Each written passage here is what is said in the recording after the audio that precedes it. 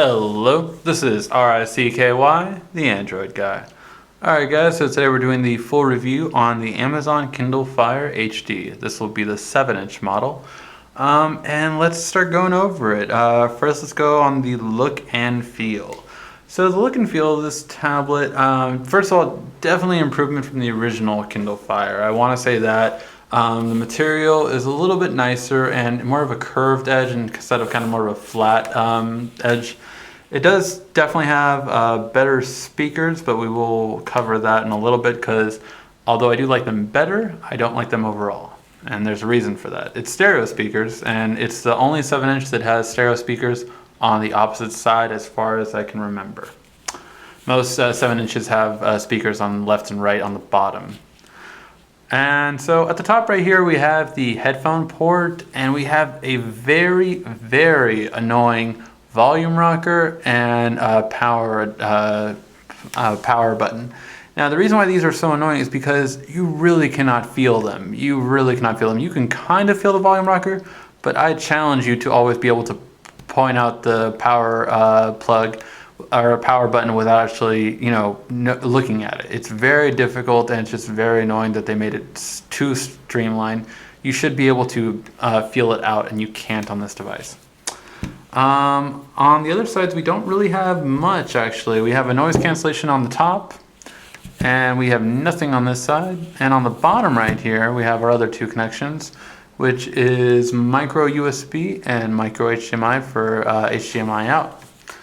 All right, so in terms of look and feel, it's pretty good.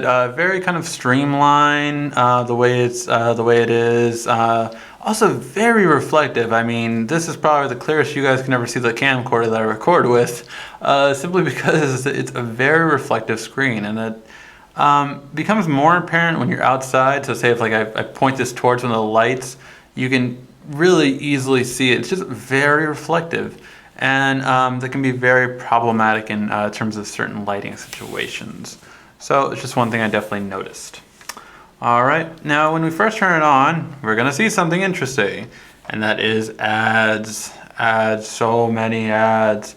I just really find it annoying that they're on the unlock screen. I mean, although, having your own picture might not be that big of a deal, it's just, it would be nicer to have it. It's a nicer way to have that experience. Okay, and so the first thing we always go on is web browsing. So let's check that out. And this is their Silk browser that they are known for in their tablet.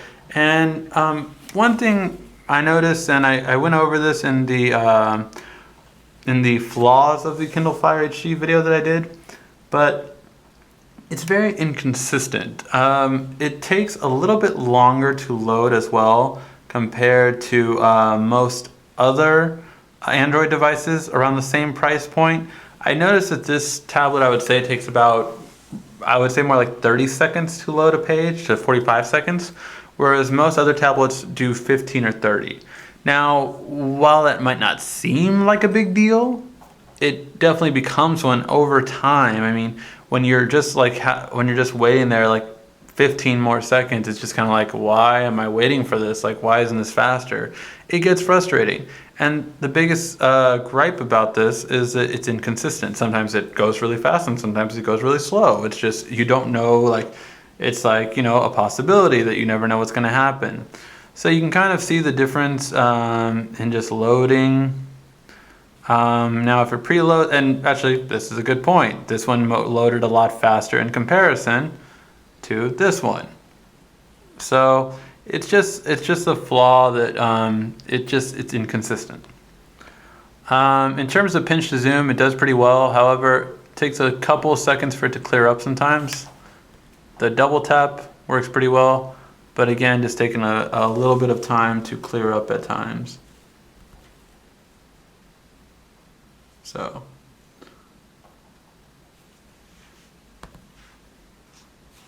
again, just not always a consistent way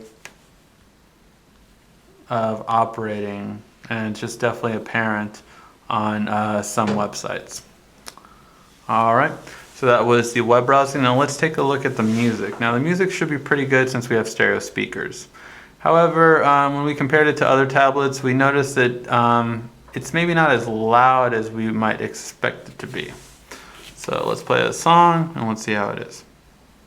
I gotta grind, won't stop. Hustle won't quit. Shine like no other. I be on some other shit. I got a high price lifestyle, super bad bitch. If I want it, then I got it. If I don't, bet all I gotta do is go, get. Stay about my business. Ball till I. So one thing I want to point out is one thing that I said earlier about the speakers.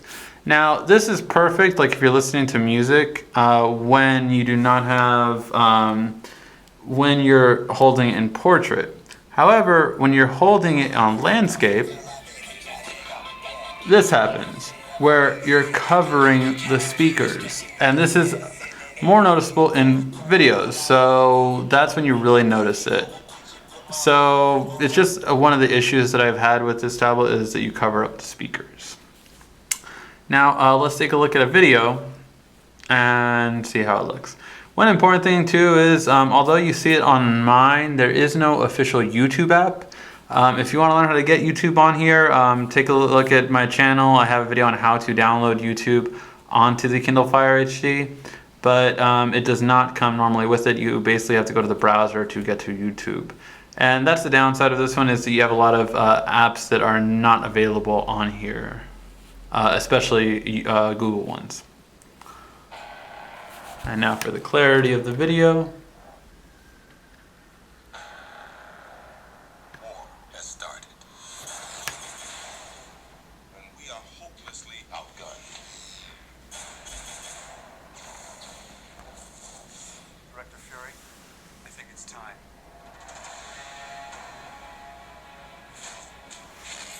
Here with missions. What? Oh, God. Again, you cannot feel when you touch that button. And it just paused it. Or it just stopped it altogether, it looks like.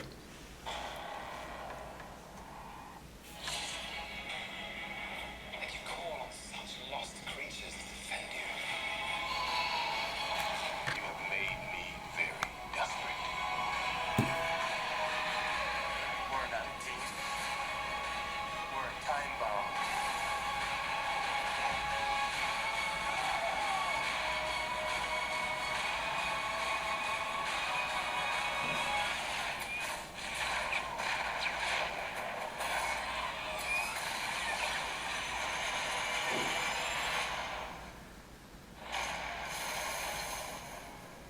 This is nothing we were ever trained for.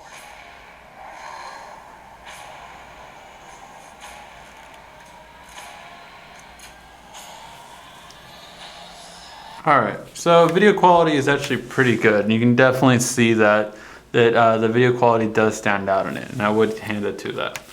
Now, in terms of camera quality, you have to download a separate camera app. There is no camera app that comes with this device, and even most of the ones that are available on the Kindle Fire store, either you have to pay for them or they're not good. That's kind of the gist of it. So you can get a camera, as you can see on mine. I do have a camera app. But you have to, again, get it separately. If you want to know how to get the camera app, again, take a look at my channel, and I have how to download the camera app. So just take a look at that. In terms of gaming, it's pretty good. Nothing too bad about it. It's just you have to pay for a lot of the games, unfortunately. One thing that you will definitely notice on this tablet compared to the other 7 inches out there is that the games like emulators either are not available, or most of the games do not actually come, most of the games are paid for. If you take a look at a game like Bad Pigs or Angry Birds in Space or certain apps like that, they're not free on the Kindle Fire HD, whereas they would be free on the Galaxy, or sorry, not the Galaxy Tab 2 or the Nexus 7. So just one simple thing to point out. Battery life is actually pretty good. I would say on average, Well, here actually, let me put it even more detailed than this. I would say on average, usage, you kind of get about 9 hours or so on it, which is pretty good. However, here's an issue I had with it. It has amazing standby time, like it will not lose any battery life almost when you do not use it. However, I do notice that if you use it a lot, like when I was doing like the gaming review and other things that just like we're using it intensely, it dies really quickly. So now that could be, obtained to like when it's actually using the graphics card, it might drain a lot quicker or something.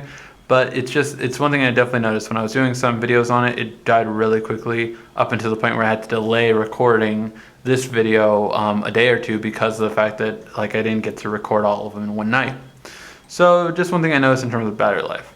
Now in terms of extras are kind of interesting because you actually can't get too many extras, I would say, or there's not too many extras about it. It has a camera that you cannot use unless you get it through a third party or another. You have a micro HDMI, which is kind of cool that you have that out, and I really commend them for doing that. So that's been really a key factor. However, you can't really do much extra with it. Like you don't have like a USB compatibility that we've seen on other tablets. Like you can connect a PS3 controller to it, or hard drives, flash drives, and that kind of stuff. It doesn't have that much power out of it to do with that. So that's the main issue with the extras, is that there isn't that many. There's a lot of cases. There's a lot of cases available for it, but I would say that's the biggest highlight of it. Now, price point. Price point is $200, which although might seem cool, I think at this point they should go lower, to be honest. For the limitations this has, it's just, I don't know if you are a regular user, if you would still not choose a Nexus 7 or a Samsung Galaxy Tab 2 over it, simply because you have more apps, you have better processors, more consistency. It's just the ecosystem that Amazon is providing isn't polished enough, I would say, in comparison to Android's. It just doesn't offer more than it. I think if the Kindle Fire would have this interface with the Google Play Store, it would be amazing, and anyone that's a basic user should get it. However, it doesn't have the Google Play Store, and it only has the Amazon Store, which is very limited. I mean, it's very limited in comparison to having everything on a regular Android tablet. And that's the biggest conclusion, is that although for $200 last year it was a great product for the price point, this year we have other competitors that are the same price. The Samsung Galaxy Tab 2 dropped in price to match it to $199, and you have the Nexus 7, which also is the same price. So all in all, I'm actually a little disappointed in the Kindle Fire that it didn't improve really. I mean, yes, it's an HD screen, but again, that's still on par with the Nexus 7. So overall, I can't really recommend this to too many people. It's very easy to use, yes, but I feel that if you would spend 20 minutes with a regular Android tablet, you might enjoy it more, and you definitely, I feel, would enjoy it in the long run. Remember, if you're not planning on buying a tablet every 6 months or a year or anything like that, you want to have something that you're going to last for 2 or 3 years, and this just does not seem like it'll fill that void. If you have any questions, feel free to ask, and please, if you found this review helpful, please like and subscribe so I can keep doing these videos for you guys. This has been RSEKY, the Android Guy.